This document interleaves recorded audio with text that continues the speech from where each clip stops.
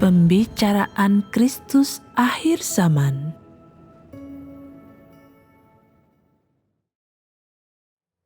Dengan menyerahkan hatinya kepada Tuhan, orang dapat memperoleh kebenaran. Ujian apa sajakah yang mampu kau tanggung pada zaman sekarang? Beranikah engkau berkata bahwa engkau memiliki landasan? Mampukah engkau tetap teguh saat menghadapi pencobaan? Pencobaan dirimu diburu dan dianiaya oleh iblis. Misalnya, atau pencobaan dalam hal status dan gengsi, dalam hal pernikahan, atau kekayaan. Mampukah engkau semua mengatasi pencobaan ini? Kami sedikit banyak mampu mengatasi beberapa di antaranya. Ada berapa tingkatkah pencobaan itu? Dan tingkat manakah yang mampu engkau atasi? Misalnya, engkau mungkin tidak takut ketika mendengar bahwa seseorang telah ditangkap karena percaya kepada Tuhan. Dan engkau mungkin tidak takut ketika melihat orang lain ditangkap dan disiksa. Tetapi ketika engkau yang ditangkap, ketika engkau yang berada dalam situasi ini, apakah engkau mampu untuk tetap teguh? Ini adalah pencobaan yang besar, bukan? Sebagai contoh, katakanlah engkau mengenal seseorang yang kemanusiaannya sangat baik, yang sangat bersemangat dalam imannya kepada Tuhan, yang telah meninggalkan keluarga dan karirnya demi melaksanakan tugasnya, dan telah mengalami banyak kesulitan. Suatu hari, tiba-tiba dia ditangkap dan dijatuhi hukuman penjara karena imannya kepada Tuhan, dan engkau mendengar dia kemudian dipukuli sampai mati. Apakah ini pencobaan bagimu? Bagaimana reaksimu jika ini terjadi padamu? Bagaimana engkau akan mengalami hal ini? Apakah engkau akan mencari kebenaran? Bagaimana engkau akan mencari kebenaran? Bagaimana selama pencobaan seperti itu, engkau akan membuat dirimu tetap teguh dan memahami kehendak Tuhan, dan dari sini engkau memperoleh kebenaran. Pernahkah engkau mempertimbangkan hal-hal seperti ini? Apakah pencobaan seperti itu mudah diatasi? Apakah pencobaan seperti itu sesuatu yang luar biasa? Bagaimana seharusnya engkau mengalami hal-hal yang luar biasa dan bertentangan dengan gagasan dan imajinasi manusia tersebut? Jika engkau tidak memiliki jalan, apakah engkau akan cenderung mengeluh? Mampukah engkau mencari kebenaran di dalam firman Tuhan dan melihat esensi masalahnya? Mampukah engkau menggunakan kebenaran untuk menentukan prinsip yang tepat untuk kau terapkan? Bukankah ini yang seharusnya dimiliki orang yang mengejar kebenaran? Bagaimana engkau dapat mengenali pekerjaan Tuhan? Bagaimana caramu mengalami pekerjaan Tuhan agar engkau memperoleh hasil setelah mengalami penghakiman, penyucian, penyelamatan, dan penyempurnaan yang Tuhan lakukan terhadapmu? Kebenaran apa yang harus kau pahami untuk meluruskan begitu banyak gagasan dan keluhan orang terhadap Tuhan? Dengan kebenaran paling berguna yang manakah engkau harus memperlengkapi dirimu? Kebenaran yang akan memampukanmu tetap teguh di tengah berbagai ujian? Seberapa besar tingkat pertumbuhanmu saat ini? Tingkat pencobaan apa yang mampu kau atasi? Apakah engkau mengetahuinya? Jika engkau tidak mengetahuinya, ini patut dipertanyakan. Engkau baru saja berkata bahwa engkau sedikit banyak mampu mengatasi beberapa dari pencobaan tersebut. Ini hanya omong kosong. Engkau semua harus tahu dengan jelas tingkat pertumbuhan seperti apa yang engkau miliki. Dengan kebenaran apa engkau telah memperlengkapi dirimu? Pencobaan apa yang mampu kau atasi? Ujian apa yang mampu engkau terima? Dan selama ujian apa, engkau harus memiliki kebenaran yang mana? Pengetahuan tentang pekerjaan Tuhan yang mana? Dan harus memilih jalan apa agar menjadi orang yang memuaskan Tuhan? Engkau harus tahu dengan jelas mengenai semua ini. Jika engkau mendapati sesuatu yang tidak sesuai dengan gagasan dan imajinasimu, bagaimana engkau akan mengalaminya? Bagaimana dalam hal-hal seperti itu?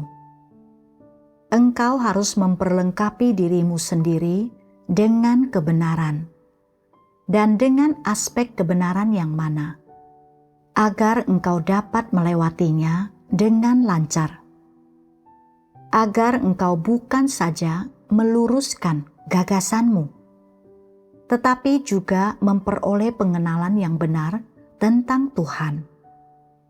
Bukankah ini yang harus engkau cari? Pencobaan macam apa yang biasanya kau alami? Status, ketenaran, keuntungan, uang, hubungan antara laki-laki dan perempuan. Ini pada dasarnya adalah pencobaan yang umumnya orang alami. Dan sehubungan dengan tingkat pertumbuhanmu hari ini, dalam pencobaan manakah engkau mampu bertahan dan tetap teguh? Apakah engkau memiliki tingkat pertumbuhan sejati untuk mengatasi pencobaan ini? Dapatkah engkau benar-benar menjamin bahwa engkau akan melaksanakan tugasmu dengan benar dan tidak melakukan apapun yang melanggar kebenaran atau yang mengacaukan dan mengganggu, atau yang menentang dan memberontak, atau yang mendukakan hati Tuhan? Tidak. Jadi, apa yang harus engkau lakukan agar dapat melaksanakan tugasmu dengan benar? Engkau terutama harus memeriksa dirimu sendiri dalam segala hal, untuk melihat apakah tindakanmu sesuai dengan prinsip kebenaran atau tidak. Untuk melihat apakah tindakanmu asal-asalan atau tidak. Apakah ada unsur pemberontakan dan penentangan dalam dirimu atau tidak. Jika ada, engkau harus mencari kebenaran untuk membereskannya. Selain itu, jika ada beberapa hal yang tidak engkau ketahui tentang dirimu, engkau harus mencari kebenaran untuk menyelesaikannya. Jika engkau dipangkas, engkau harus menerimanya dan tunduk. Asalkan orang berbicara sesuai dengan fakta, engkau sama sekali tidak boleh berdebat dan menyesatkan mereka dengan bantahanmu. Hanya dengan cara seperti inilah engkau dapat mengenal dirimu sendiri dan benar-benar bertobat. Orang harus memenuhi persyaratan kedua aspek hal ini dan memiliki jalan masuk yang benar. Dengan cara inilah, orang dapat memperoleh pemahaman tentang kebenaran dan masuk ke dalam kenyataan, dan melaksanakan tugas mereka dengan memenuhi standarnya. Ada orang-orang yang berkata, "Seringkali ketika sesuatu terjadi padaku, aku tidak tahu bagaimana mencari kebenaran, dan bahkan ketika aku mencarinya, aku tidak menemukan jawaban. Aku telah berdoa, mencari, dan menunggu, tetapi tidak berhasil. Aku tidak tahu harus berbuat apa. Aku ingin menemukan firman Tuhan untuk menyelesaikan ini. Tetapi ada begitu banyak firman. Aku tidak tahu harus membaca bagian mana dari firman Tuhan yang dapat kuterapkan dan yang dapat menyelesaikan masalah ini. Lalu, apa yang harus mereka lakukan? Ada standar minimum untuk ini. Ketika sesuatu terjadi padamu dan engkau tidak tahu harus berbuat apa, hal paling mendasar yang harus engkau lakukan adalah mengikuti hati nuranimu. Ini adalah jerami penyelamat. Ini adalah garis dasar yang harus dipatuhi di atas segalanya.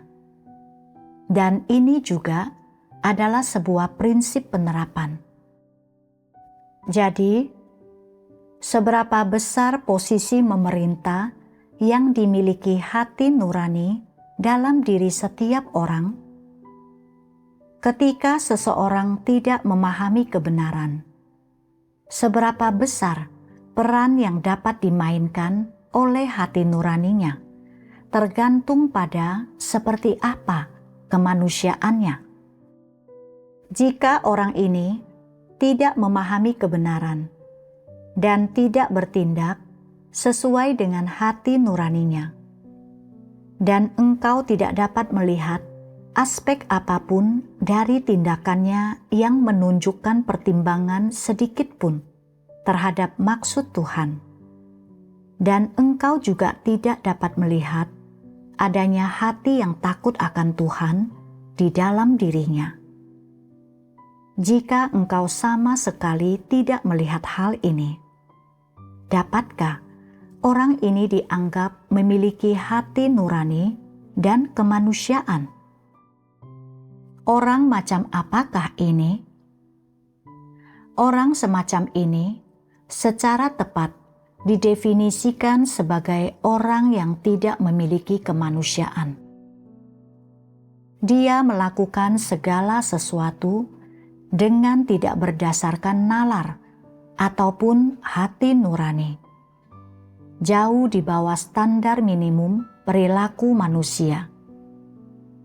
Beberapa orang tidak memahami banyak kebenaran. Mereka tidak memahami prinsip dalam apapun yang mereka lakukan. Dan ketika mereka menghadapi masalah, mereka tidak tahu cara yang benar untuk menanganinya. Bagaimana seharusnya mereka melakukan penerapan dalam keadaan ini? Standar terendah adalah bertindak menurut hati nurani. Ini adalah garis batasnya. Bagaimana seharusnya engkau bertindak menurut hati nurani?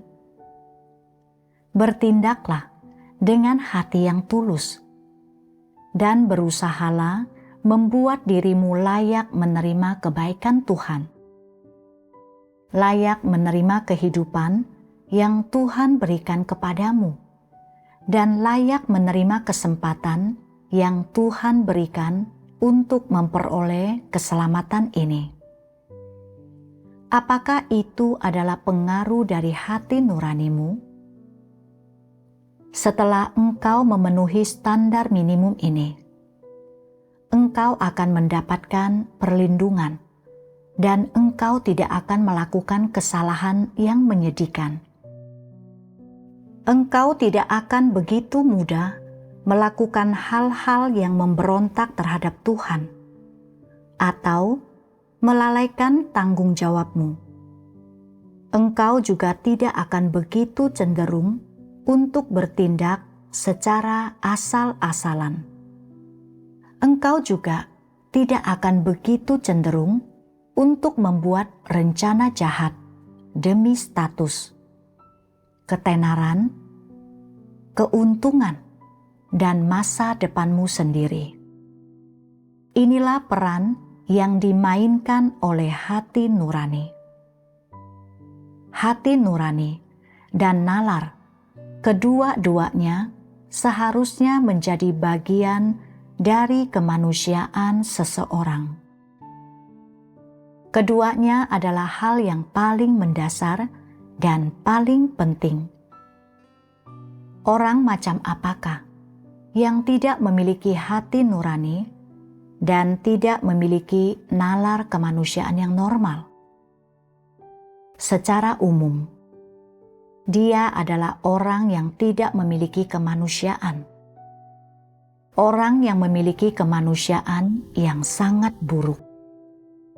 Secara lebih mendetail, apa perwujudan tidak adanya kemanusiaan yang diperlihatkan orang ini?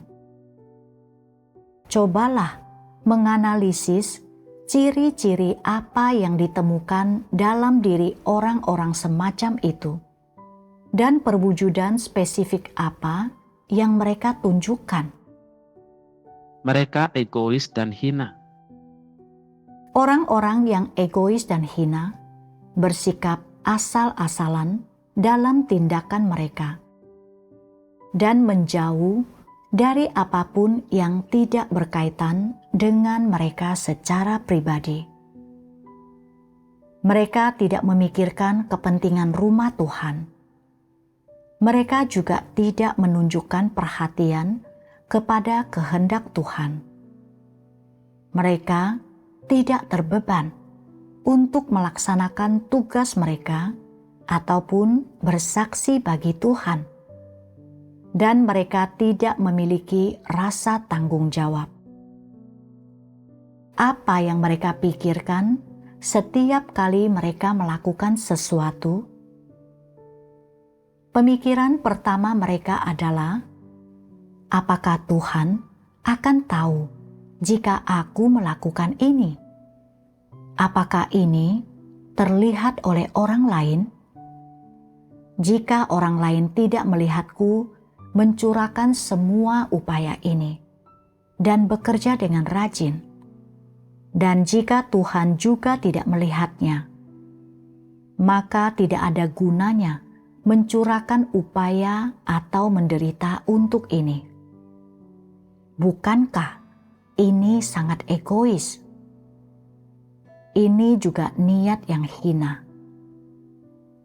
Ketika mereka berpikir dan bertindak dengan cara ini, apakah hati nurani mereka berperan? Apakah hati nurani mereka merasa tertuduh dalam hal ini? Tidak. Hati nurani mereka tidak berperan dan tidak merasa tertuduh. Ada orang-orang yang tidak mau bertanggung jawab dalam tugas apapun yang sedang mereka laksanakan. Mereka juga tidak segera melaporkan masalah yang mereka temukan kepada atasan mereka. Ketika mereka melihat orang-orang mengacaukan dan mengganggu, mereka mengabaikannya. ketika mereka melihat orang jahat melakukan kejahatan. Mereka tidak berusaha menghentikannya. Mereka tidak melindungi kepentingan rumah Tuhan atau memikirkan apa tugas dan tanggung jawab mereka. Ketika melaksanakan tugasnya, orang-orang semacam ini tidak melakukan pekerjaan nyata apapun. Mereka adalah para penyenang orang yang sangat ingin menikmati kenyamanan. Mereka berbicara dan bertindak hanya demi kesombongan, reputasi, status, dan kepentingan mereka sendiri, dan hanya mau mencurahkan waktu dan upaya mereka untuk hal-hal yang menguntungkan mereka. Tindakan dan niat seseorang seperti itu jelas bagi semua orang. Mereka muncul kapanpun ada kesempatan untuk menonjolkan diri atau untuk menikmati berkat. Namun, jika tidak ada kesempatan untuk menonjolkan diri, atau begitu ada masa penderitaan, mereka lenyap dari penglihatan seperti kura-kura yang menarik kepalanya ke dalam tempurung. Apakah orang semacam ini memiliki hati nurani dan nalar? Apakah seseorang yang tidak memiliki hati nurani dan nalar yang berperilaku seperti ini merasa bersalah? Orang-orang semacam ini tidak memiliki perasaan bersalah. Hati nurani orang semacam ini tidak ada gunanya. Hati nurani mereka tidak pernah merasa bersalah. Jadi, dapatkah mereka merasakan teguran atau pendisiplinan Roh Kudus? Tidak, mereka tidak bisa. Pekerjaan Roh Kudus itu berprinsip dan memiliki prasyarat.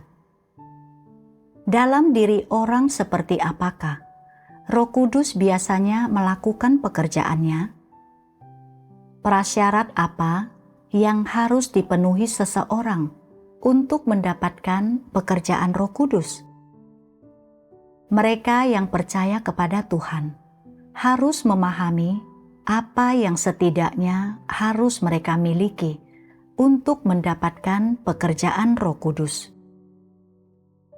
Paling tidak, mereka harus memiliki hati nurani dan hati yang jujur. Dan hati nurani mereka harus memiliki unsur kejujuran. Hatimu harus jujur dan menerima pengawasan Tuhan. Mereka yang tidak berani menerima pengawasan Tuhan bukanlah orang yang jujur, dan mereka tidak sungguh-sungguh percaya kepada Tuhan. Orang selalu berkata bahwa Tuhan mengamati lubuk hati manusia, bahwa Dia mengamati segalanya, dan bahwa manusia melihat apa yang tampak di luarnya. Sementara Tuhan melihat hati. Tetapi, mengapa mereka tidak dapat menerima pemeriksaan Tuhan? Mengapa mereka tidak mendengarkan firman Tuhan dan tunduk kepadanya? Penjelasannya adalah karena orang hanya memahami kata-kata dan doktrin, tetapi tidak mencintai kebenaran. Mengapa sebagian orang tak pernah mampu mendapatkan pekerjaan Roh Kudus? Selalu berada dalam keadaan negatif, depresi, tanpa ada sukacita atau damai sejahtera? Jika engkau memeriksa keadaan mereka dengan saksama, mereka pada umumnya tidak mengenal hati nurani mereka, tidak memiliki hati yang jujur, berkualitas rendah, dan mereka tidak berusaha keras untuk mengejar kebenaran, sehingga mereka sangat jarang berada dalam keadaan yang normal. Berbeda halnya dengan orang yang mencintai kebenaran. Mereka selalu berusaha keras untuk mengejar kebenaran. Keadaan mereka meningkat saat mereka memahami bagian-bagian dari kebenaran, dan mereka mampu menyelesaikan beberapa masalah nyata saat mereka memahami bagian-bagian dari kebenaran, sehingga keadaan mereka terus meningkat dan menjadi semakin normal. Apapun yang terjadi pada mereka jarang bersikap negatif, dan mereka mampu hidup dalam hadirat Tuhan. Sepanjang periode pengalaman apapun, mereka selalu memperoleh hasil dan pengetahuan, dan mereka selalu mencapai sesuatu dalam pelaksanaan tugas mereka. Mereka mampu memenangkan orang-orang dalam mengabarkan Injil, dan apapun tugas mereka melakukannya dengan cara yang berprinsip. Berasal dari mana hasil-hasil ini? Semua ini adalah hasil yang dicapai dengan sering membaca firman Tuhan dan memperoleh pencerahan, penerangan, dan pemahaman akan kebenaran. Hasil yang dicapai melalui pekerjaan Roh Kudus. Hanya jika engkau memiliki hati yang jujur, hati nurani dan nalar yang sudah seharusnya manusia miliki, barulah Roh Kudus dapat melakukan pekerjaannya di dalam dirimu. Apakah engkau semua memahami aturan tentang pekerjaan Roh Kudus? Dalam diri orang seperti apa Roh Kudus melakukan pekerjaannya? Roh Kudus biasa melakukan pekerjaannya dalam diri mereka yang jujur hatinya. Dia bekerja ketika seseorang mencari kebenaran di saat kesulitan. Tuhan tidak menggubris orang-orang yang tidak memiliki kemanusiaan, yang sama sekali tidak memiliki hati nurani ataupun nalar. Jika seseorang jujur, tetapi hatinya untuk sementara menjauh dari Tuhan, tidak ingin berusaha menjadi lebih baik, terjebak dalam keadaan negatif, tidak berdoa ataupun mencari kebenaran untuk menyelesaikan semua ini, tidak mau bekerja sama, untuk sementara berada dalam keadaan kegelapan, untuk sementara mengalami kemerosotan. Roh Kudus tidak akan melakukan pekerjaannya dalam diri orang tersebut. Apalagi bagi seseorang yang pada dasarnya tidak memiliki kesadaran akan kemanusiaan. Dapatkah Roh Kudus bekerja? Dia pasti tidak akan bekerja. Apa yang Tuhan lakukan terhadap orang seperti ini yang tidak memiliki hati nurani maupun nalar, yang sama sekali tidak mencintai kebenaran? Dia tidak akan menggubris mereka. Apakah masih ada harapan bagi orang-orang ini? Masih ada sedikit harapan. Satu-satunya jalan keluar bagi mereka adalah benar-benar bertobat, menjadi orang jujur, dan baru setelah itulah mereka dapat menerima pekerjaan Roh Kudus. Bagaimana agar orang dapat menjadi orang yang jujur? Pertama-tama, engkau harus membuka hatimu kepada Tuhan dan mencari kebenaran darinya. Dan ketika engkau memahami kebenaran, engkau harus mampu menerapkannya dan tunduk pada pengaturan Tuhan, yang semuanya berarti memberikan hatimu kepada Tuhan. Baru setelah itulah engkau dapat diterima oleh Tuhan.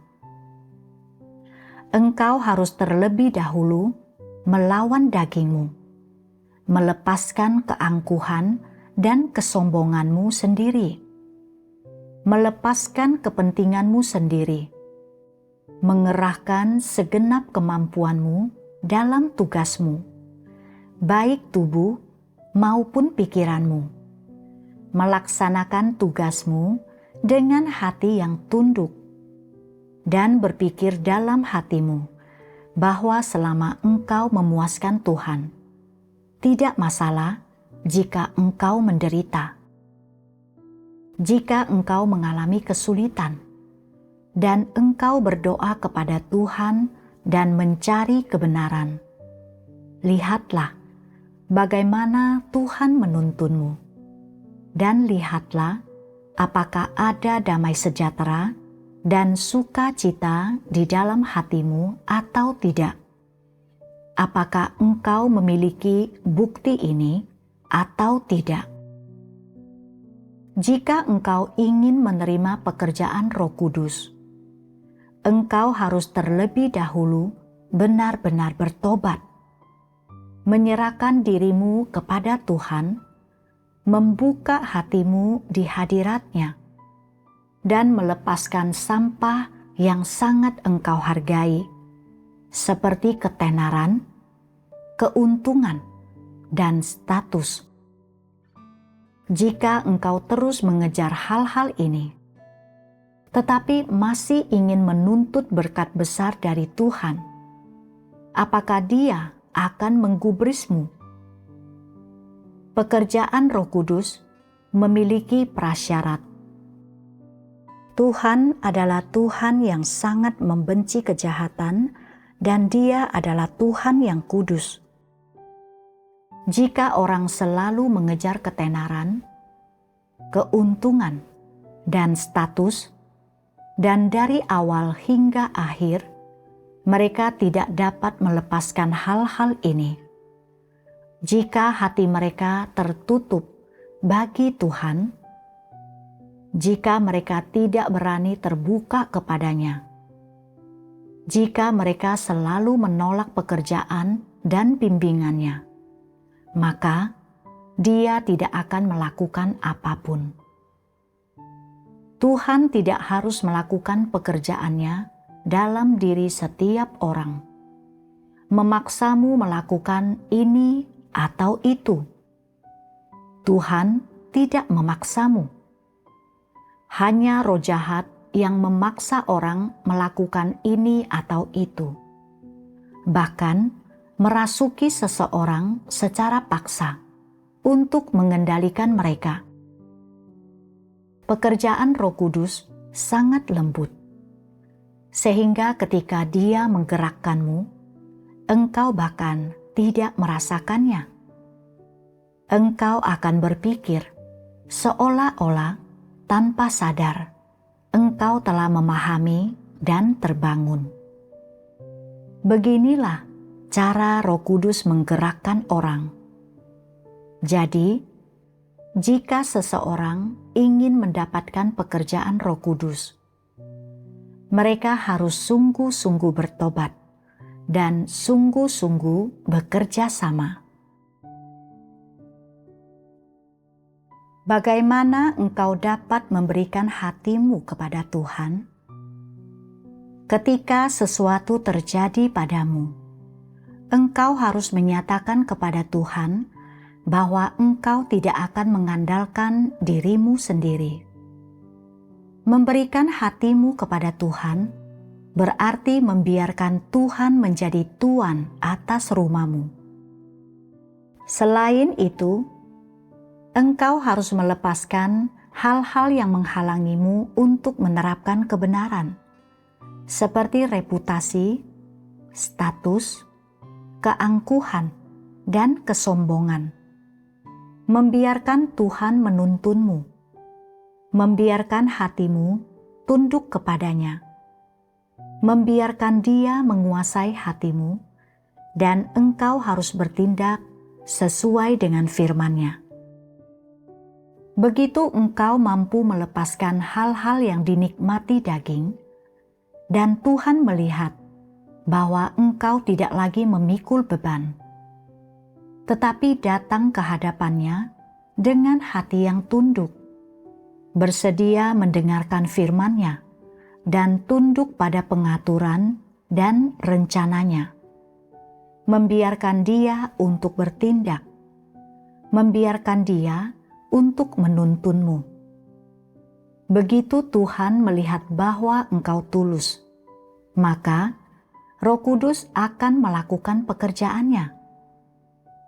Engkau harus terlebih dahulu benar-benar bertobat, memalingkan hatimu kepada Tuhan, memikirkan maksud-Nya, dan berusaha keras untuk mengejar kebenaran. Engkau tidak boleh negatif atau malas, apalagi keras kepala. Jika engkau selalu ingin memegang kendali, menjadi tuan atas rumahmu sendiri, dan bertindak sesuai dengan preferensimu sendiri, sikap macam apakah ini? Keadaan macam apakah ini? Ini adalah pemberontakan dan penentangan. Apakah engkau menganggap sudah seharusnya Tuhan menyelamatkanmu, bahwa Dia tidak dapat bertahan tanpa dirimu? Benarkah demikian?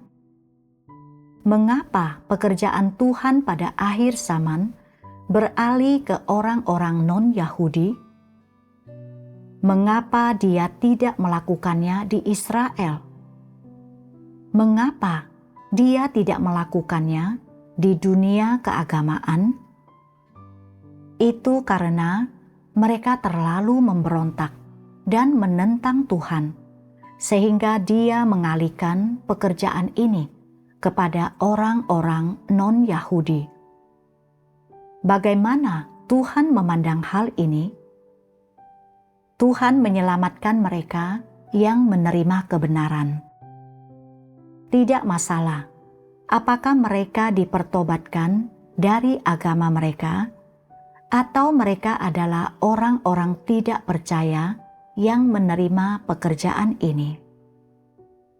Tuhan berbelas kasihan dan menyelamatkan mereka yang menerima kebenaran.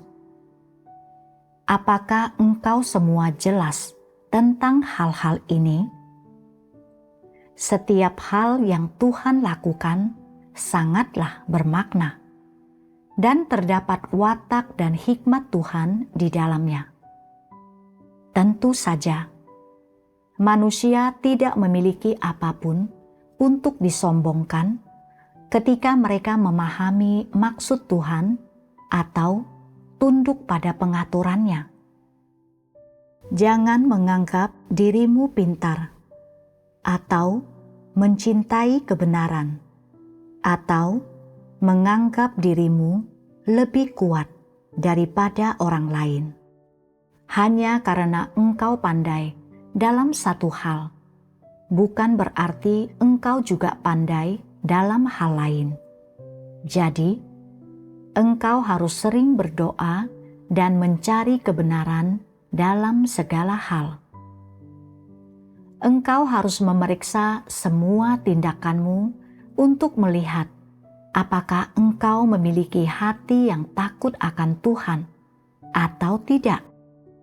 Apakah semua itu sesuai dengan kebenaran atau tidak? Dan apakah semua itu mampu memuaskan maksud Tuhan atau tidak. Entah kemanusiaanmu memenuhi standar yang dapat diterima atau tidak. Entah itu memenuhi standar hati nurani dan nalar yang normal atau tidak.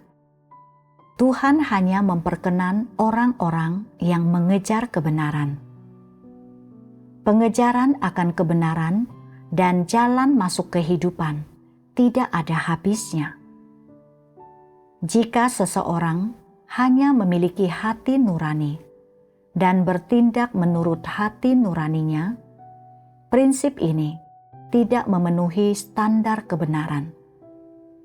Dia juga harus membayar harga dalam upayanya untuk mengejar kebenaran, berperilaku sesuai dengan tuntutan Tuhan, dan melakukan tugasnya dengan baik sesuai dengan tuntutannya.